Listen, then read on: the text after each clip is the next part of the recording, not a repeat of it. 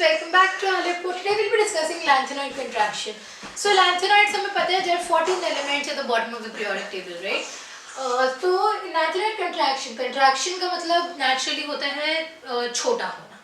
So lanthanoid contraction में basically क्या होता है कि जो elements हैं उनके जो atoms हैं उनका size कम होता जाता है जैसे जैसे हम आगे जाते हैं, राइट? अच्छा, ये क्यों होता है? क्योंकि जो 4f इलेक्ट्रॉन्स आ रहे हैं लैंथेनॉइड्स में 4f सब शेल भरती है, जो इलेक्ट्रॉन्स आ रहे हैं बहुत पुअर शील्डिंग शो करते हैं.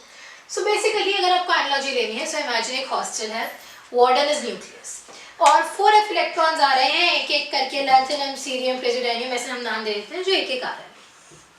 तो ये इलेक्ट्रॉन आ रहे हैं और न्यूक्लियस इन्हें कहते हैं कि अच्छा तुम आ गए तो तुम अपना शील्डिंग का काम करो, एंड दे जस्ट लाइक नहीं हम नहीं करेंगे.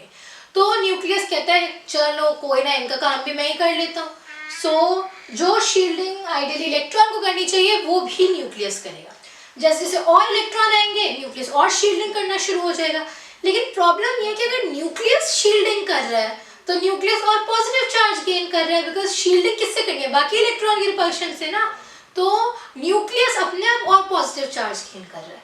लेकिन अगर न्यूक्लियस और पॉजिटिव चार्ज गेन कर रहा है मतलब एटम का जो साइज है वो छोटा होता जा रहा है, क्योंकि ज्यादा पॉजिटिव चार्ज है मतलब वो इलेक्ट्रॉन्स को ज्यादा अट्रैक्ट कर रहा है अपनी तरफ, ज्यादा पास ला रहा है, मतलब साइज कम हो रहा है. सो मतलब अगर न्यूक्लियस ही शील्डिंग का काम करेगा, उस 4f तो करने से रहा, तो एटॉमिक साइज जो है बहुत छोटा हो जाएगा. तो इसकी अगर हम वर्डिंग प्रॉपर देखें, जो साइंटिफिक वर्डिंग होती है, so that is कि due to poor shielding of 4f electrons, nuclear charge increases, which causes a decrease in atomic radius या atomic radii, right? तो इसकी वजह से लैंथेनॉइड कंट्रैक्शन होती है. तो लैंथेनॉइड के ऊपर पीरियोडिक टेबल में जो चीजें आती हैं और नीचे जो चीजें आती हैं और यहाँ वाली जो है, इन सब का pretty much बराबर तक ही साइज होता है, राइट? उसके अलावा हम इसमें और बता सकते हैं लैंथेनॉइड कंट्रैक्शन के बारे में. वी कैन से कि हाँ, इसकी कॉन्सिक्वेंसेस बहुत ज़रूरी हैं. और कॉन्सिक्वेंसेस ही वो चीज़ है जिस पे ऐसा सवाल आएगा जेई में या बोर्ड्स में, जिसे पढ़ के आप कहोगे कि हे भगवान, एग्जामिनर के साथ किसने क्या पाप किया और मैं क्यों उसके लिए भर रहा हूँ. So first thing is zirconium and hafnium. ये तो जेई का फेवरेट है, मैंने काफ़ी बार देखा. सो ज़िरकोनियम और हैफनियम ना बिल्कुल ऊपर नीचे हैं.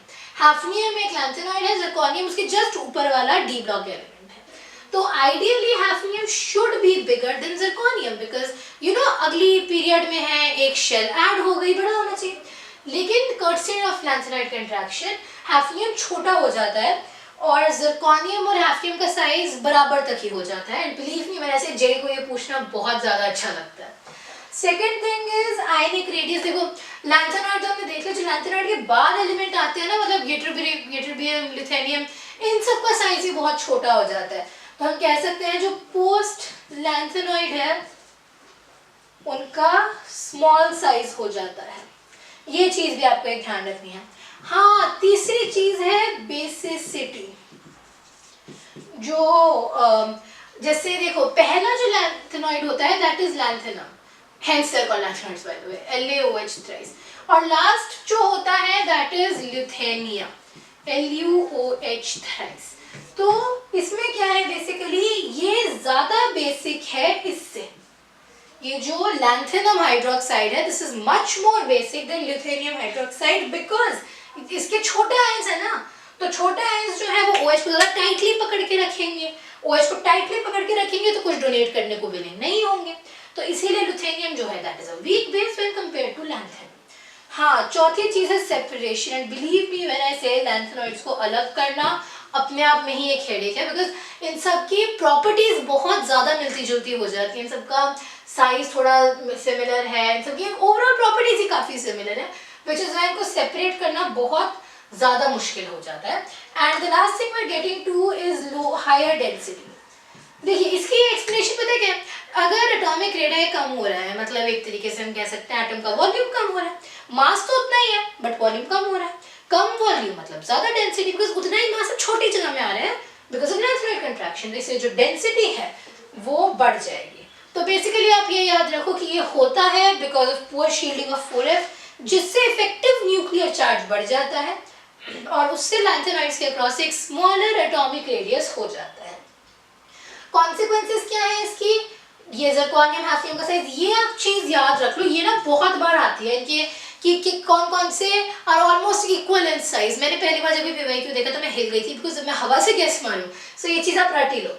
एंड उसके अलावा ये कि लैंथेनाइड्स के बाद वालों का साइज कम हो जाता है, बेसिसिटी इनकी कम होती रहती है, और हाई डेंसिटी है और सेपरेशन बहुत अलग होती है। ग्रेट, ये कुछ चीज़ें हैं जो आपको याद रखनी पड़ेंगी। एक और चीज़ मैं आपको रेकमेंड करूँगी, एंड दैट इज़ कि आप लैंथेनाइड्स याद ही कर लीजिए। देखो 14 ही है, और एक्टिनाइड्स तो काफ़ी आसान होते हैं, लैंथेनाइड्स आप याद कर लो 14 ही है। थोड़ा सा 5-6 बार देखोगे तो याद हो जाएंगे, वो चीज़ काफ़ी ज़रूरी है याद करने को, बिकॉज अगर वो डेंसिटी का ऑर्डर पूछता है, हमको ये पता है डेंसिटी बढ़ती जाती है जैसे जैसे आगे जाओगे, बट आगे जाने का तो खुद पता चलेगा ना, J does not give you periodic table. तो इसीलिए आपको एटलीस्ट ये याद रखना चाहिए कि लैंथेनॉइड्स और एक्टिनॉइड्स जो हैं वो कौन कौन से हैं, राइट। काफ़ी आसान तरीका होता है याद रखने का। लैंथेनॉइड्स कौन, इसकी मैंने गाना ही बना लिया, so you can use that as a way of remembering that, right. अच्छा, इसको आप ट्विन मेटल भी कह सकते हो, ट्विन मेटल ट्रैप कई बार कहते हैं इस क्वेश्चन को, सो you can remember this. So quickly अगर मैं रिवाइज करें, lanthanide contraction occurs due to poor shielding of 4f electrons, which increases the effective nuclear charge and therefore causes a decrease in atomic radii. इसकी वजह से होता क्या क्या है, zirconium और hafnium ऑलमोस्ट बराबर लगते हैं, लैंथेनाइड से बाद वाले एलिमेंट का साइज काफी छोटा होता है, बेसिसिटी का ऑर्डर एक होता है कि सेपरेशन अलग ही हेडेक है, इनकी हाई डेंसिटी होती है। So I hope ये चीज क्लियर थी। That was all for today's video. Goodbye. Thanks for watching.